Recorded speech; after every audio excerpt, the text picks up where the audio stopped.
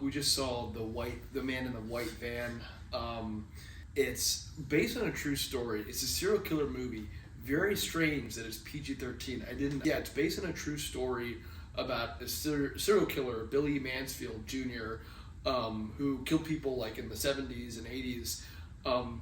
But it's never mentioned in the film, not even in the end. Like I just looked that up like a minute ago, which is the weirdest thing with the movie. Like, because usually at the end of the movie, you'd expect them to say, "Okay, but he was never found," or like based on true events, or show pictures of the victims, or I don't know, something. This didn't do anything at all. It just said based on true events in the beginning, and that's fine. But I guess that was, I don't know. Yeah, I feel like when you put like based on true events, you're almost expected to put something real in the movie, which like there wasn't anything like real in it. Like, right. They could have just made like a normal serial killer like van guy movie, and not said based on true events. Because I think that was the whole thing too. They said in the article I just fucking read, it said he didn't even have a white van. So they put it in for like suspense. It's like, okay, so the main image of the movie is not even real. It's just based on this guy who picked up, and I think he killed 5 women.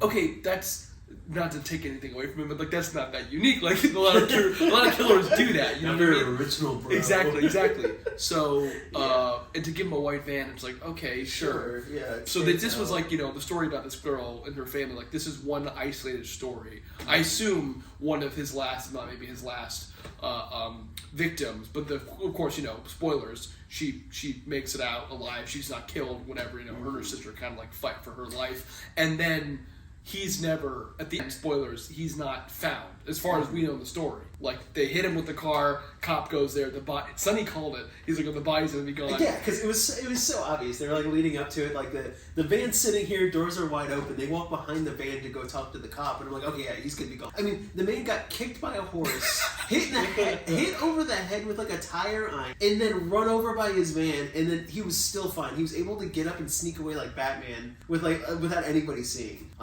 It was ridiculous. Main problem with this, there were a couple problems with it, but the main problem that I think that was, it was just confusing, was like, so it first showed like the different years of him picking up different women, and you didn't know what he was doing, and then one of them, like, he dragged her out and he had a hatchet and he killed her. Okay, clear. He got a little girl walking her dog, took the girl. She was the only like girl victim. Everyone else was like teenagers, maybe like younger women. Yeah, and it showed him, she was tied up in like another room, and like someone was saying like, oh, you did good, my son, and he was like paying him, it looked like. So that was like sex trafficking.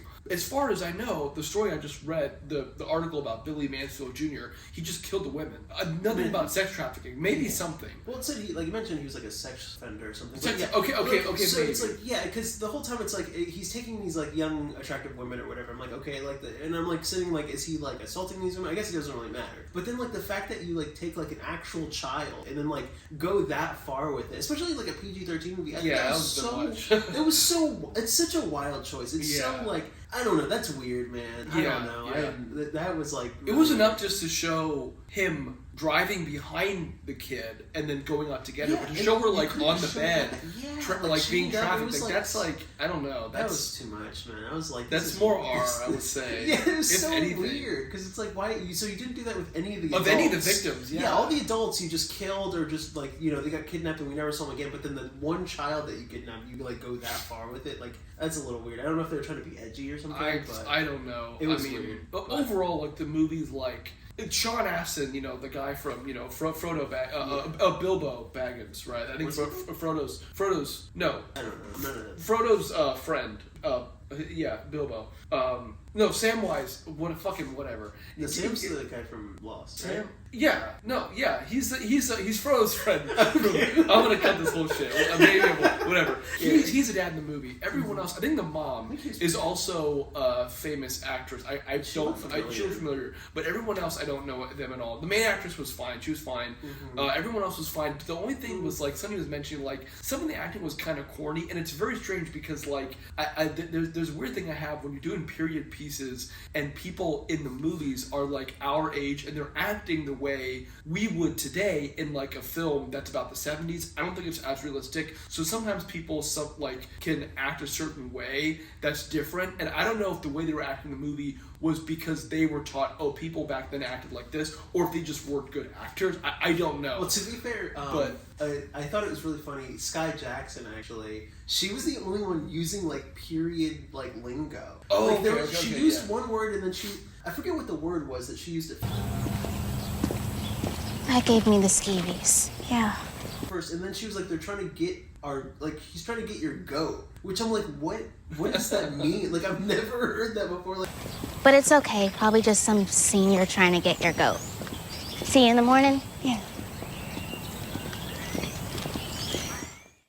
yeah, she was the only one using like that kind of lingo, and I found that kind of funny. and she was fine too. Like, none of the acting was like horrible, terrible. It was just kind of like It was just really cool. it was kind of corny, and overall, like a lot of movie moments, big jump scares, bigger than they needed to be. And very obvious. And I Very feel like obvious. The audio just in that theater was so loud. I felt Yeah, like louder yeah. than normal. So it was like almost obnoxious with someone like the kind of like built up like screechy noises and then the big like dun, dun. Like it was just a little too much. And it was like super like obvious that it was like coming. Like I think there was only one jump scare that kind of got me, and I think it was when he was in the barn. Okay, When he yeah. like, grabbed her in the barn. That kind of got me, but all the other ones were pretty. Yeah, for what it was, honestly, like, I don't know, like, 4 or 5, honestly, like 4 or 5. I would say 4 and I'm giving it like 3 and a 3, half. yeah. It was just so mediocre. Yeah, honestly. I probably wouldn't watch it, No, honestly. definitely not. Like, yeah. So, it was weird. alright, Man in the White Man.